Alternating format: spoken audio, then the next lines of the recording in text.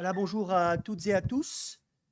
Très bonne année 2026 pour ceux qui n'étaient pas là la semaine dernière et à qui je n'ai pas pu souhaiter cette nouvelle année. Euh, Bonne année dans le Seigneur. Euh, Joie, bénédiction, croissance spirituelle, que vous puissiez être bénis, vous, votre famille, et voilà, que vous puissiez vraiment vivre une excellente croissance spirituelle pour cette année. Alors aujourd'hui, pour commencer l'année 2026, nous méditerons comme dimanche dernier sur un passage du livre de Josué. Voilà, on ira un peu plus haut, mais en tout cas, on fixera notre méditation sur ces 4 versets.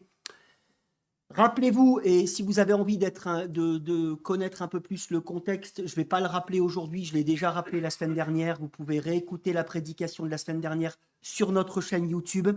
Rappelez-vous quand même que le livre de Josué se divise en 3 parties, c'est ce que nous avions dit la semaine dernière, et nous sommes dimanche dernier et aujourd'hui dans la deuxième partie qui relate le partage du pays, c'est-à-dire entre les chapitres 13 de Josué et chapitre 22, un partage qui devait être fait, j'en avais parlé la semaine dernière, par tirage au sort. Vous vous rappelez, c'est ce que Dieu avait dit, hein, que ce partage du pays entre les tribus, les 12 tribus, devait être fait par tirage au sort, nombre 26, sous la direction, et ça on ne le dit pas assez, et nous verrons que ça posera quelques problèmes aujourd'hui, sous la direction du prêtre Éléazar, de Josué, donc pas simplement que de Josué, Josué fils de Noun, et des chefs de famille des tribus israélites, et vous trouverez ça en Josué 14,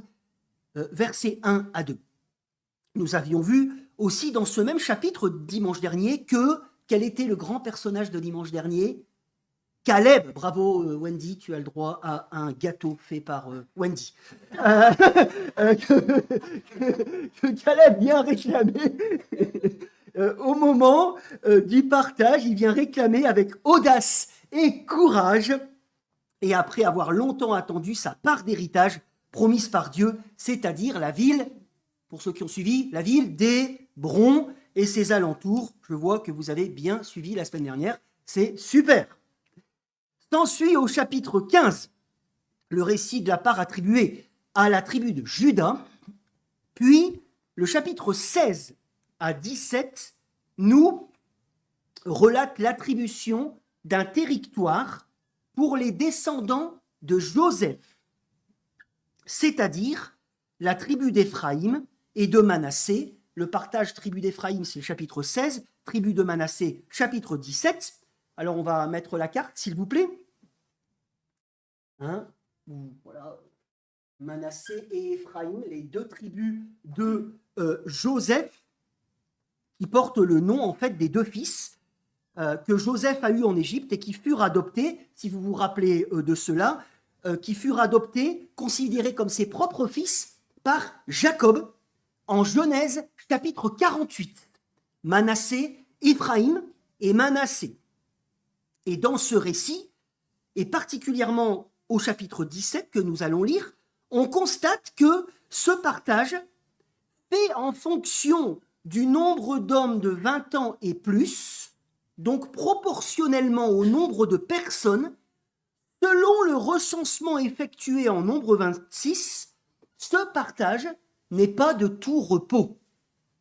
C'est pas de tout repos. Si vous avez déjà assisté et ou vécu un partage dans votre famille, ou si on vous a raconté ce qui s'est passé chez les autres, je vois des sourires déjà, vous savez que ce genre d'événement peut générer, même s'il n'y a pas grand-chose à diviser d'ailleurs, peut générer comme tension plus ou moins grande et de demandes en tout genre, n'est-ce pas?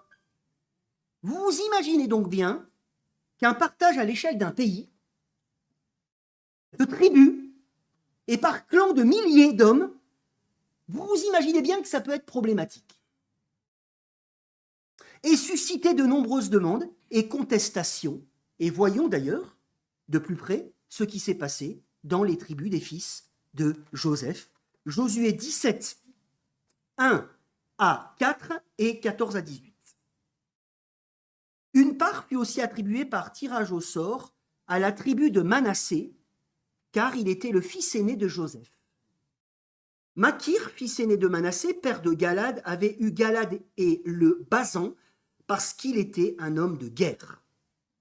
On donna par héritage, au sort, une part au clan des autres descendants de Manassé, aux fils d'Abiézer, de Hélec, d'Asriel, de Sichem, de Hépher, de Shemida. Voilà quels sont les clans des descendants de Manassé, le fils de Joseph. Sélophéchad, fils de Hépher, petit-fils de Galad, descendant de Makir, le fils de Manassé, n'eut pas de fils. Il eut en revanche des filles. Quel cadeau, n'est-ce pas? Dont voici les noms: Machia, Noa, Ogla, Milka et Tirsa.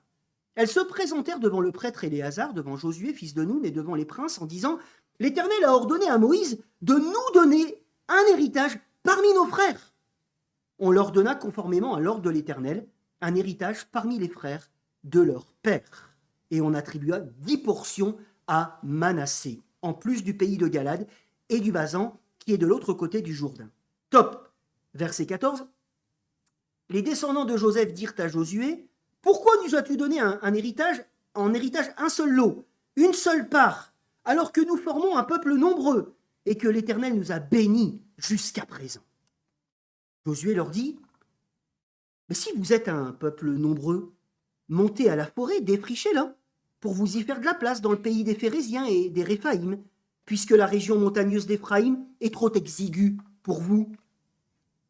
Les fils de Joseph dirent: La montagne ne nous suffira pas, et il y a des chars en fer chez tous les Cananéens qui habitent la vallée, aussi bien chez ceux qui sont à Beth-Shéan et dans les villes qui en dépendent, que chez ceux qui se trouvent dans la vallée de Jisraël. Josué dit à la famille de Joseph, à Éphraïm et à Manassé: Vous êtes un peuple nombreux, doté d'une grande force. Vous n'aurez donc pas un lot unique, mais vous aurez une région montagneuse.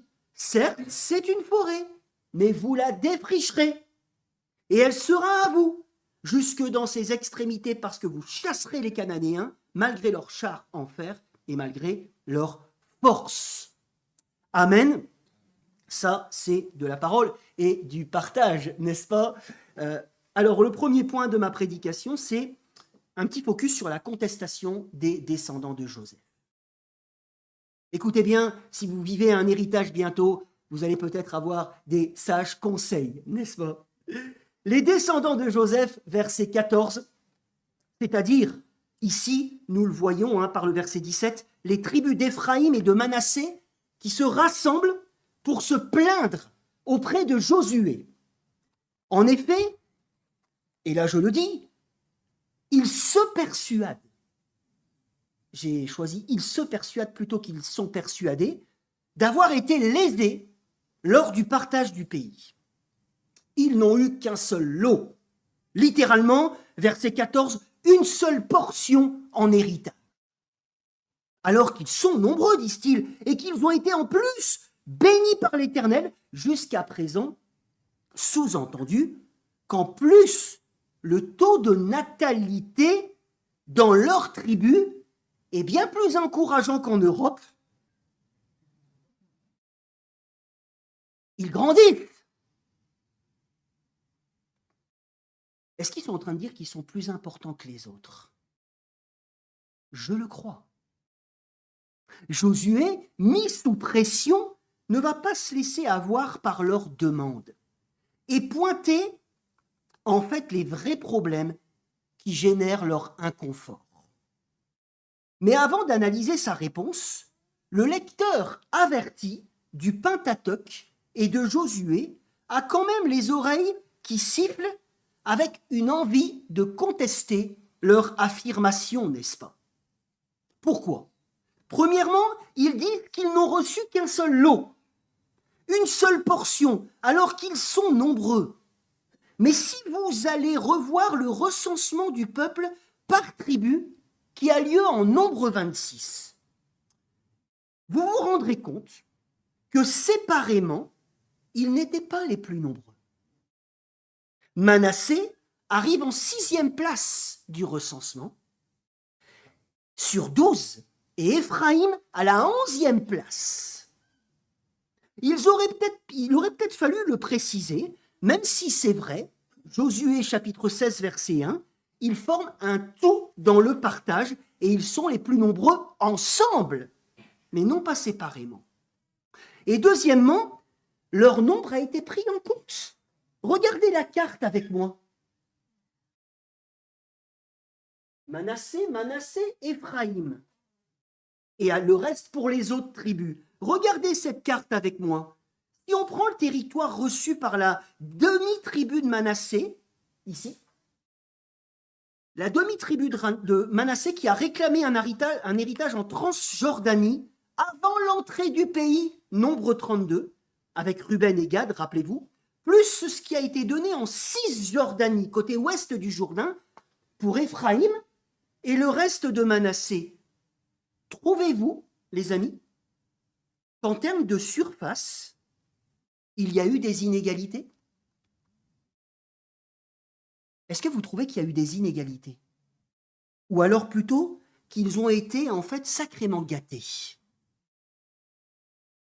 En fait, ils ont été sacrément gâtés, n'est-ce pas? D'ailleurs, on lit, regardez avec moi, chapitre 17, verset 5, que rien que la tribu de Manassé a eu 10 parts, sans compter ce qu'ils ont eu à l'est du Jourdain. Bref, avant d'entendre la réponse de Josué, faisons aussi un focus sur leur méthode de réclamation, qui devrait également, je pense, nous poser problème. Et j'espère que nous ne copions pas ce genre de demande. Il me semble tout d'abord qu'ils essayent d'impressionner Josué. Impressionner Josué.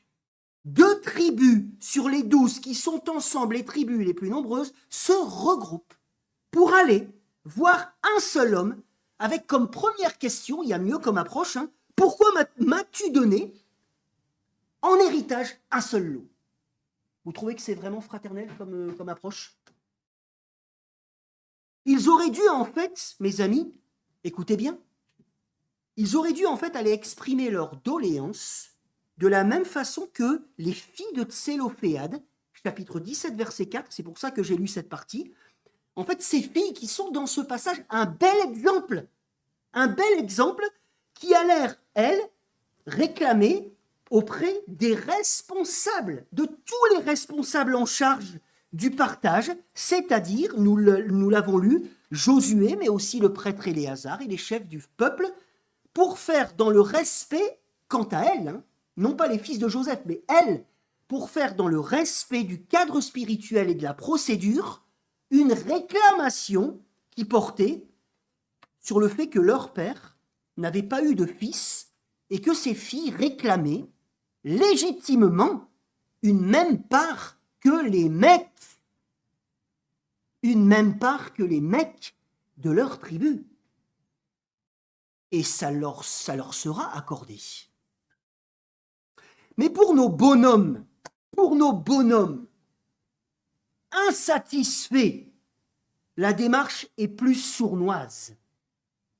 Cherchant à isoler une personne pour faire pression, une démarche teintée en plus de chantage affectif, je le crois, puisque Josué, ce n'est pas pour rien qu'il a été choisi par ces gens, en plus d'être le numéro 1, un bras droit de Moïse investi par Dieu qui pourrait peser sur la balance décisionnelle, c'est un de leurs tribus. Josué est un de leurs tribus. En effet, 1 Chronique 16, 7, c'est un chef d'Éphraïm. Celui donc qui est appelé Oséa, qui veut dire en fait Josué, Oséa, qui veut dire en fait salut. Celui qui est appelé Oséa par sa famille, on voit ça en Nombre 13, pourrait-il se laisser attendrir et leur faire une fleur pour leur salut au détriment de leurs frères des autres tribus qu'ils essayent clairement ici de désavantager en loose dé dans la répartition sans honte au vu de ce qu'ils ont déjà reçu. Ils ont déjà reçu plus que les autres et ils en veulent encore plus. Vous connaissez ce genre de comportement? Je vois Monique qui s'exclave.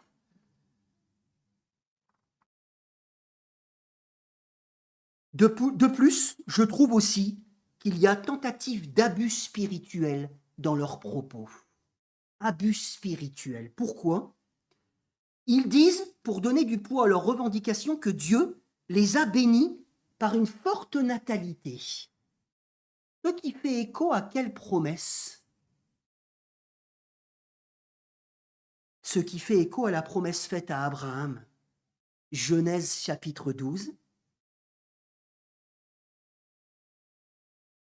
Sous-entendu que Josué ne peut s'opposer à leur croissance numérique voulue de Dieu, n'est-ce pas? Comment il ne peut pas leur faire une fleur?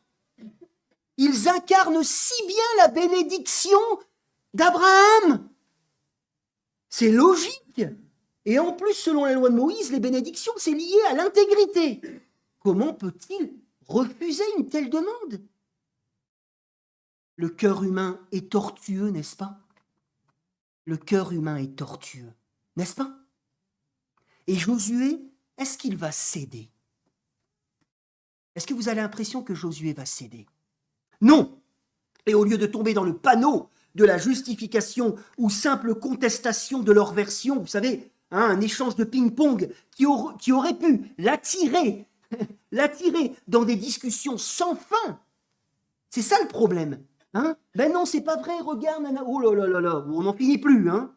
Et avoir finalement l'étiquette du bourreau face à ces pauvres victimes, mais ne tombons pas non plus dans le piège de faire semblant d'avoir écouté sans action concrète par la suite pour noyer le poisson. Ah oui, je vous ai entendu, je vous ai compris. Il va utiliser l'ironie, faisant un peu le bébête, en fait, pour mettre en avant les véritables problèmes et les solutions qui sont déjà là, mais qu'ils ne veulent pas entendre. Ils ne veulent pas entendre les vrais problèmes de leur vie, de ce qu'ils sont en train de faire. Bref, Josué manie la stratégie de la contre-manipulation à la perfection. Et je trouve que c'est à enseigner dans toutes les écoles bibliques où l'on forme les futurs leaders de nos églises. Parce que la doctrine, c'est très bien. Il faut une bonne doctrine, mais savoir gérer une église et des humains, c'est aussi très bien. Et je crois qu'il y a ici souvent un manque avec les dégâts collatéraux. Bref. Ah bon, leur rétorque-t-il, vous êtes nombreux? Ben bougez-vous. C'est ça sa réponse. Ah, vous êtes nombreux? Ben bougez-vous, relevez vos manches. Moi je vois d'autres régions montagneuses qui vous appartiennent où il y a du terrain à défricher. Mais ils lui répondent, verset 16, regardez. Oui, mais ces montagnes à déboiser, ben elles ne seront pas suffisantes. Et que s'ils veulent ensuite s'étendre vers les vallées fertiles, c'est-à-dire vers le nord, ici, s'ils veulent s'étendre vers les vallées fertiles, ben ils vont y trouver des ennemis très puissants, avec des chars bardés de fer, disent-ils. Ah, ça y est, les vrais problèmes qui font qu'ils sont comme ça, à l'étroit, les vrais problèmes apparaissent enfin. Premièrement, ils ne sont pas prêts à retrousser à nouveau leurs manches pour investir des nouvelles montagnes qui font partie pourtant de leur héritage. Ils veulent, en fait, tout cuit dans le bec. Deuxièmement, ils ont investi les montagnes du territoire où ils commencent à être à l'étroit, en fait, par peur des habitants des terres de la vallée qui sont mieux équipés qu'eux. Alors, si leur attitude contraste avec les filles de Tsélophéad et celle de Josué qui se montrent, c'est incroyable, hein. Josué qui se montre ici intègre, courageux, juste et sans parti pris. Il y a aussi dans ses réactions un énorme décalage avec l'autre grand personnage de cette partie, c'est-à-dire, nous l'avons étudié la semaine dernière, un gros décalage avec Caleb. Avec Caleb. Cet homme rempli de foi, rappelez-vous, qui a 85 ans est prêt à repartir au combat pour ses descendants, rempli de confiance spirituelle pour investir son héritage pour la gloire de Dieu et le bien des siens. Mais quant aux descendants de Joseph, en fait, ils ont fait un autre choix dans le pays promis. Regardez chapitre 16, verset 10 et chapitre 17, verset 12. Certains passages nous le disent clairement, ils se plaignent, mais c'est leur choix. Regardez chapitre 16, verset 10. Ils ne chassèrent pas les Cananéens qui habitaient à Gézer et les Cananéens ont habité au milieu d'Éphraïm jusqu'à aujourd'hui, tout en étant soumis à des corvées d'esclaves. Chapitre 17, verset 12. Les Manassites furent incapables de prendre possession de ces villes et les Cananéens voulurent rester dans la région. Lorsque les Israélites furent plus forts, ils imposèrent des corvées aux Cananéens, mais ils ne les chassèrent pas. En fait, leur politique, c'est l'abdication face aux défis qui sont devant eux, en acceptant systématiquement dans leur pays la cohabitation avec des peuples idolâtres, tout en se plaignant de leur sort auprès de Josué pour obtenir des solutions de facilité qui ne leur coûtera rien. Donne-nous plus! Des solutions de facilité qui ne leur coûtera rien à titre personnel et communautaire. Des solutions de facilité. Josué ne cédera pas à leur chantage et répondra à leur fainéantise et à leur crainte, simplement en rappelant la réalité que leur peur avait occultée. Il leur dit qu'ils sont nombreux et très puissants, déboisés, aménagés et tirer profit de leur terre ne devrait pas être un gros problème, à part quelques gouttes de sueur. Et pour terminer, il remet les promesses de Dieu en avant, les promesses que nous avons au chapitre 1 du livre de Josué. Cette terre, leur dit-il, leur a été donnée conformément aux promesses faites à Abraham, conclusion par la foi, mise en action, courageusement et avec obéissance. Ils seront vainqueurs de leurs ennemis. Il les reprend, en fait clairement il les reprend, mais pas pour les casser.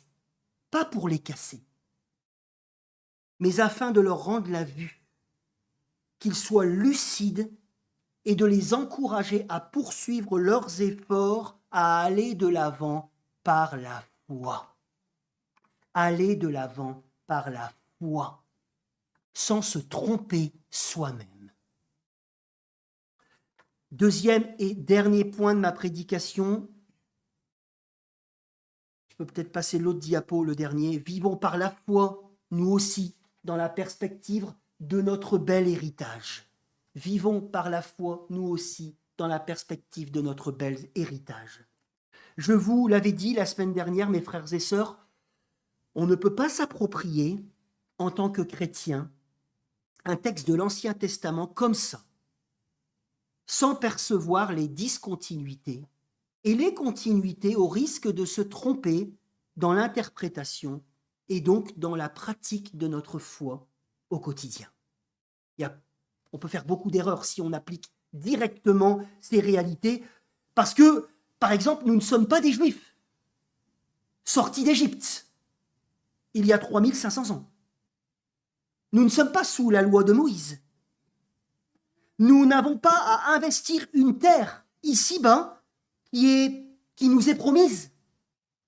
Nous n'avons pas non plus à y exercer littéralement le jugement de Dieu envers les peuples idolâtres, dans l'attente que Dieu vienne habiter dans son temple littéralement. Nous savons clairement, par le Nouveau Testament, que tout cela, tout ce que nous avons lu ce matin, pointait vers une réalité plus grande. Puisque Jésus, le plus que Moïse, le plus que Josué, est venu non pas pour nous sortir d'Égypte, de l'esclavage de Pharaon et nous amener en Canaan, mais il est venu pour nous libérer par son sang du péché, de la mort et du pouvoir du diable, et nous faire naître à une vie nouvelle par son esprit, en nous obtenant une fois pour toutes cette fois-ci, une fois pour toutes, il a vaincu un héritage dans le ciel, un héritage garanti, garanti pour toi qui croyais en Jésus, garanti par sa résurrection. Un héritage, comme le dit l'apôtre Pierre, qui ne peut ni se corrompre, ni être volé, ni se détruire, ni perdre sa beauté. Amen. Toutefois, et je conclurai par ça, nous sommes appelés, écoutez bien mes frères et sœurs, sur cette route, dans cette attente, à honorer nous aussi, ici-bas, ici et maintenant, le Seigneur par notre foi au quotidien. Honorer Dieu par notre foi au quotidien. Comment ? Comment ?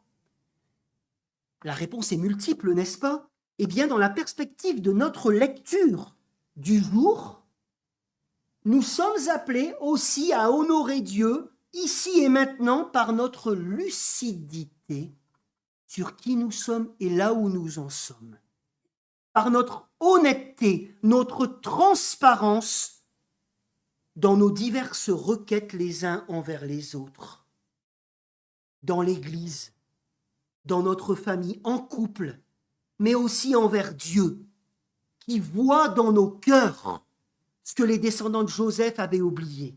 Dieu qui voit dans nos cœurs, qui connaît nos intentions les plus profondes. Dieu qui apprécie nos motivations. On ne peut rien cacher au Seigneur. On ne peut rien cacher au Seigneur.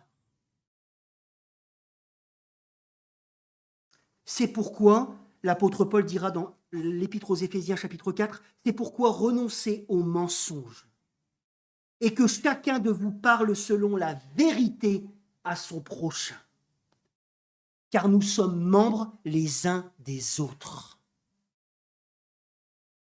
Concrètement, mes amis, au lieu par exemple de brouiller les pistes pour éviter de parler de mes difficultés, pour éviter de parler de mes peurs, de mes découragements éventuels, de mes fautes. Au lieu de chercher des solutions de facilité par des chemins de traverse, pas très lumineux, pour ne pas me confronter aux choses dérangeantes.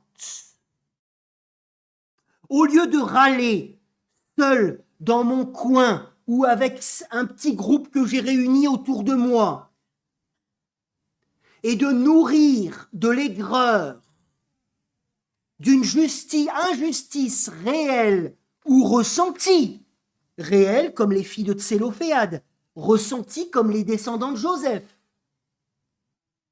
Au lieu de chercher 1000 raisons et des boucs émissaires à mes problèmes pour éviter de me confronter à la réalité ou de finir par convoiter ce que les autres ont pour avoir plus, au lieu de souffrir par ce manque de luminosité dans ma vie et de faire souffrir les autres, ma communauté, mais aussi mes responsables d'église, ma famille, par mes comportements et mes choix, au lieu d'être repris contre mon gré, d'être corrigé par celui qui veut toujours notre bien, mais contre mon gré, alors mes amis, pour sa gloire, et le témoignage de l'Évangile dans ce monde ténébreux. Sois honnête sur tes préoccupations. Arrête les discours pseudo-évangéliques pour couvrir ce que tu penses vraiment. Sois honnête envers les gens et envers Dieu sur tes préoccupations, tes véritables besoins, tes responsabilités dans tes difficultés, dans tes échecs. Sois honnête sur ce que tu ressens et trouve le cadre humain et spirituel. Trouve le cadre humain et spirituel. Ça peut être aller voir un psy, aller voir un frère ou une sœur en qui j'ai confiance. On a trop tendance dans nos milieux à occulter le fait de pouvoir de temps en temps, quand on a vraiment des fardeaux, qu'on ne peut plus les cacher, on met de côté la possibilité d'aller voir un psy pour nous aider, n'est-ce pas? Hein? Ça peut être aussi un cadre bénissant et spirituel. Vous savez qu'il y a plein de psys aussi chrétiens, n'est-ce pas? On en a plusieurs ici. Hein? Jennifer qui travaille pour une mission. Cette mission pourvoit à un cadre pour que les missionnaires puissent aller parler de leurs difficultés. Si vous voulez savoir comment Jennifer vit son ministère et comment elle vit ce ministère de psy et comment elle l'allie avec sa foi, avec le spirituel, allez parler avec elle. C'est hyper intéressant. On a aussi une psychiatre ici, Tiffaine. Merci Seigneur pour tout ça. C'est extraordinaire. Sois honnête et trouve le cadre humain et spirituel où tu pourras être transparent. Attention, hein. On aime bien dans nos milieux dire qu'il faut aller se confesser, qu'il faut aller dire, etc. aux gens. Attention, oui, mais tout le monde ne peut pas tout entendre et tout le temps. Tout le monde ne peut pas tout entendre et tout le temps. Croire ça, c'est se fourvoyer. Non, sois honnête dans tes difficultés. Trouve le cadre humain et spirituel où tu pourras être transparent. Recevoir avec douceur et sans jugement. Une écoute. Il y en a marre des faux semblants. On est des êtres humains aussi. On croit en Dieu, on a la foi, mais on est des êtres humains aussi. Et on souffre parfois. Et on a des difficultés. Il faut qu'on arrive à pouvoir se les dire en toute transparence. Trouve le cadre où tu trouveras une écoute, un encouragement, une exhortation, une parole biblique pour l'honneur de Dieu, pour le bien commun, l'amour de l'autre, l'amour de l'Église, pour redémarrer de bon pied cette année 2026 peut-être. Peut-être que tu es lourd, que tu as des fardeaux, que tu as besoin d'en parler, que tu caches ça avec plein de choses. Que ça soit une année lumineuse pour l'honneur de Dieu, pour démarrer de bon pied, pour redémarrer de bon pied, jouir de la paix de Dieu, une paix qui survient toujours lorsque la difficulté est dévoilée, lorsque les soucis sont déposés, dans la confiance renouvelée de la présence du Seigneur, de son amour, de la présence du Seigneur dans nos difficultés, de la présence du Seigneur dans notre avenir, notre avenir qui peut toujours être différent avec lui aux commandes. Mes amis, en 2025, j'ai péché. En 2025, j'ai menti. Tant de fois. En 2025, je me suis montré hypocrite. Je me suis montré lâche. Tant de fois. Je me suis montré manipulateur. À de nombreuses reprises.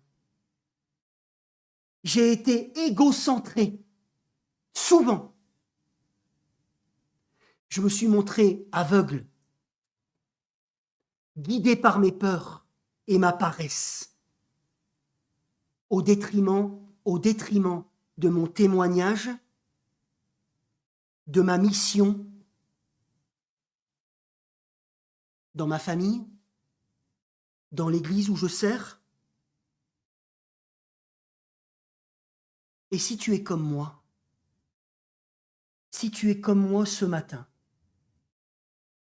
je t'invite à t'humilier maintenant, en toute transparence. Dieu voit dans nos cœurs. Je t'invite à t'humilier en toute transparence. Dans ton cœur, on va prendre un temps de silence. Vous pouvez même vous mettre à genoux, en fait. Finalement, ça ne me pose aucun problème. On va prendre un temps de saine humiliation collective. Si vous prenez conscience de vos fautes et de votre besoin du Seigneur pour avancer dans vos difficultés, nous allons prendre ce temps pour nous humilier sincèrement et demander de l'aide à celui qui nous aime pour aller de l'avant, de gloire en gloire, en 2026. Amen. Prenons ce temps ensemble.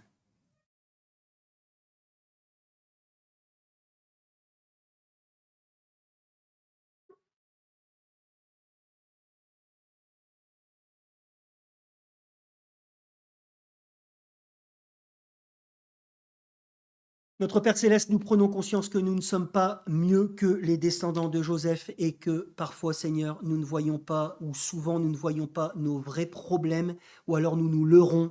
Et Seigneur, nous trouvons des stratégies pour éviter de voir nos soucis et de prendre des chemins de facilité. Seigneur, tu veux mieux que pour nous, bien mieux pour nous. Tu as bien mieux pour nous. Aide-nous à mettre toutes choses en lumière pour que tu puisses travailler dans nos cœurs, notre Église et nos familles. Au nom de Jésus. Amen.